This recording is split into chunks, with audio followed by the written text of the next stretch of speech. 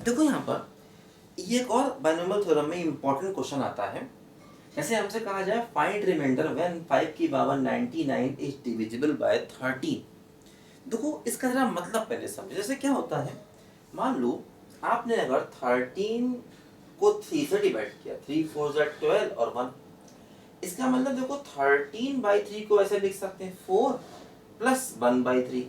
देखो ध्यान दो, अगर हम 13 को ऐसे लिखें 3 × 4 + 1, मतलब देखो 3 का मल्टीपल और +1, तो कोई ये हमारा रिमाइंडर हो गया है ना। जैसे कि मान लो अगर हम 17 को डिवाइड करते हैं 3 से, तो क्या आएगा देखो 5 2/3, या ऐसा कह सकते हैं कि 5 + 2/3। इसका मतलब देखो ये हुआ कि अगर हम 17 को ऐसे लिखें 3 × 5 + 2, मतलब 3 का मल्टीपल, 3 का सम इंटीजर मल्टीपल और +2, देखो ये हमारा रिमाइंडर आ गया। ध्यान दो, जैसे देखो यहाँ पर ये हमारा रिमाइंडर था।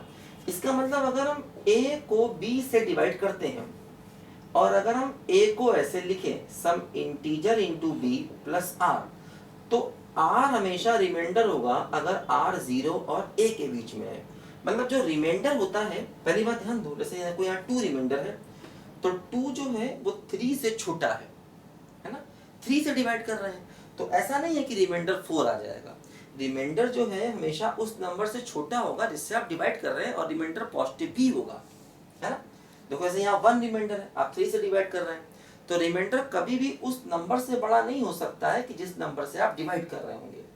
तो जैसे मान लो a को b से डिवाइड करते हैं और a को हम ऐसे लिखें इंटीजर टाइम b + r, तो देखो जो रिमाइंडर है वो हमेशा 0 और a के बीच, सॉरी 0 और b के बीच में होगा, क्योंकि देखो आप b से डिवाइड कर रहे हैं, जिस नंबर से डिवाइड कर रहे हैं रिमाइंडर हमेशा उससे कम होगा और पॉजिटिव भी होना चाहिए, इस बात को ध्यान देना है ना।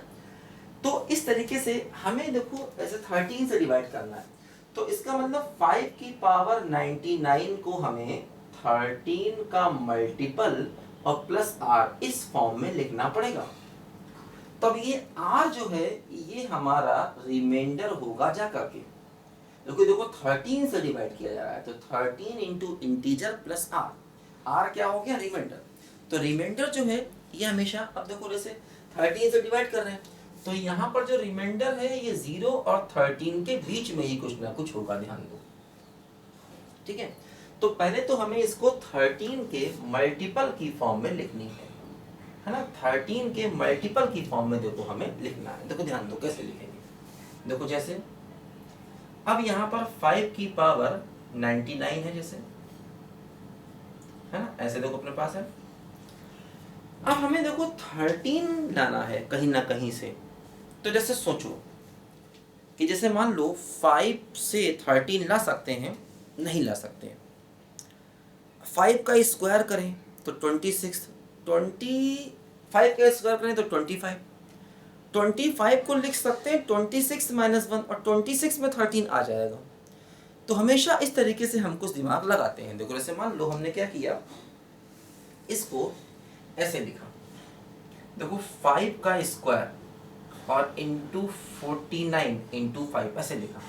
देखो ये 5 का स्क्वायर हो जाएगा 98 और इंटू 5 की पावर 1 मतलब 99। देखो 5 का स्क्वायर मतलब 25 हो गया, और 25 को लिख सकते हैं 26 - 1 की पावर 49 इंटू 5। ध्यान दो 5 स्क्वायर का मतलब 25, और 25 को लिख सकते हैं 26 - 1 की पावर 49 इंटू 5। देखो यहाँ से अब हमें 13 मिलेगा। देखो ध्यान दो, ये हो गया 5 ब्रैकेट में 26 - 1 की पावर 49। देखो ध्यान दो, अब इसको लिखो क्या, nc0 x की पावर n - 0 a की पावर 0, फिर देखो माइनस nc1 x की पावर n - 1 और a की पावर 1, तो 1 ही रह गया, ठीक है। फिर देखो क्या होगा, nc2 x की पावर n - 2 और a की पावर 2, ऐसे करके देखो प्लस माइनस करके यहाँ पर टर्म आएंगे।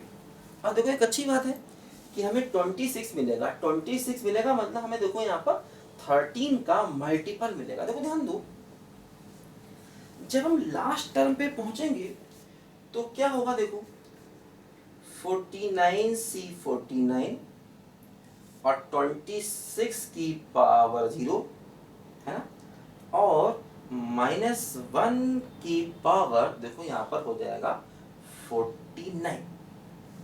ठीक है, देखो उससे ठीक पहले क्या आएगा, उससे ठीक पहले देखो आएगा 49C48। देखो थोड़ा अलग अलग लिखो, दूर दूर लिखो, दिखाई पड़े। देखो लास्ट टर्म क्या आएगा, NCN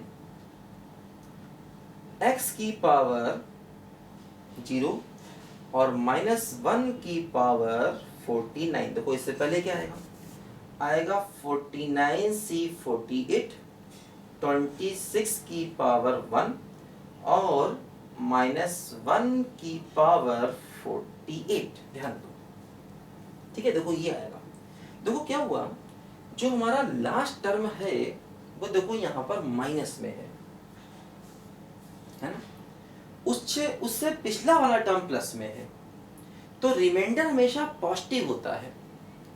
तो हमें क्या करना होगा, दो टर्म छोड़ने होंगे जिससे वैल्यू पॉजिटिव बने। देखो इसके पहले क्या आएगा, इसके पहले आएगा 49C47 26 की पावर 2 और -1 की पावर 47, मतलब देखो ये निगेटिव होगा। दो क्या होगा कि ये दो टर्म हमको छोड़ने हैं, दो टर्म छोड़ेंगे। अगर हम अकेला ये टर्म छोड़ेंगे, देखो ये निगेटिव है, रिमाइंडर निगेटिव नहीं होता। इन दो को लेंगे तो वैल्यू पॉजिटिव आ जाएगी, ये फायदा होगा। इन दो टर्म को छोड़ दो, इन दो टर्म को हटा दो, और देखो इस पूरे में से आप 26 को कॉमन ले ले।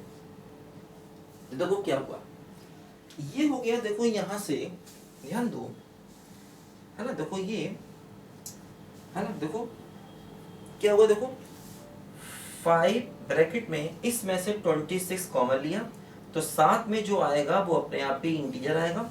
और देखो ये क्या बना, देखो ये बनेगा 49C8, मतलब 49 इंटू 26, वो हो गया 1। देखो ये हो गया 49 इंटू 26, और देखो ये क्या हुआ, ये हो गया माइनस का 1, क्योंकि देखो पावर 0 वैल्यू 1, ये 1, ये -1 की पावर 49, तो -1। देखो ये ऐसे, देखो अब ये क्या आ गया, देखो ध्यान दो यहाँ पर, ये हमें मिल गया यहाँ से।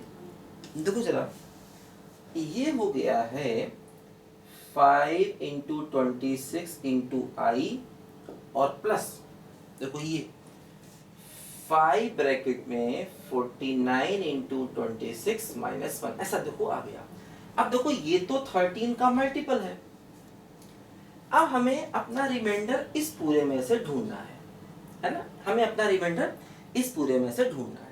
ठीक है, बोलो, क्योंकि ये तो 26 मतलब 13 का मल्टीपल है ना, तो ये तो मल्टीपल हो गया।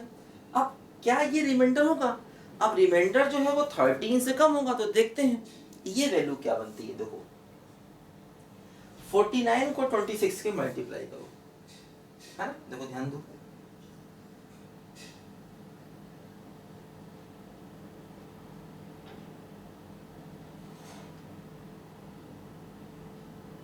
ऐसे आया, देखो यहाँ पर, है ना,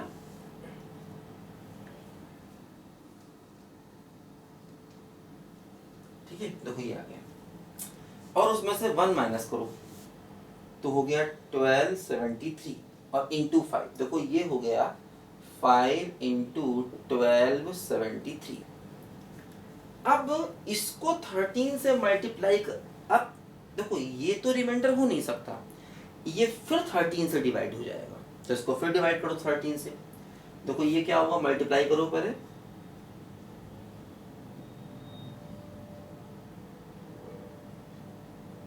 ऐसे देखो आया,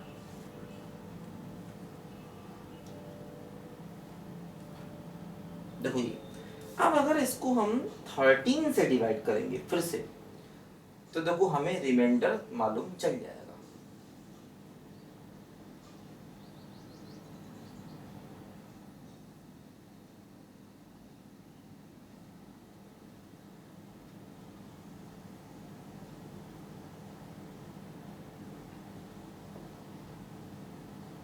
ठीक है, देखो ऐसे, देखो ये रिमाइंडर आ गया, मतलब देखो क्या हुआ यहाँ पर, कि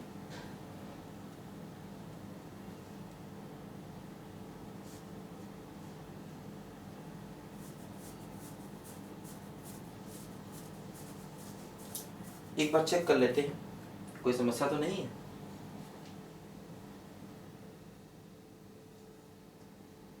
ये देखो वैल्यू क्या हुई, ये 49C48, तो 49C1 मतलब 49, और ये 26, ये वैल्यू प्लस, ये हो गया माइनस का 1 पूरा, है ना। ये देखो वैल्यू -1 हो गई, इसको मल्टीप्लाई किया,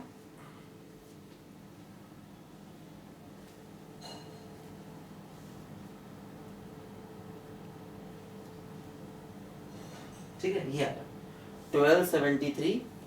ओहो ये गलत लिख गया मैं, 1273 था यहाँ पर, सॉरी 1273 इंटू 5, देखो ये आएगा,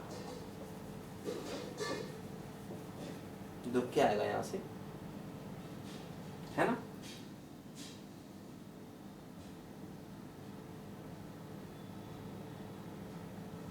ये देखो आया यहाँ से ना, ठीक है। अब देखो ये रिमाइंडर तो हो नहीं सकता, इसको फिर आप 13 से डिवाइड कर दो, देखो क्या बनेगा, डिवाइड करना आता ना, बताइए भाई।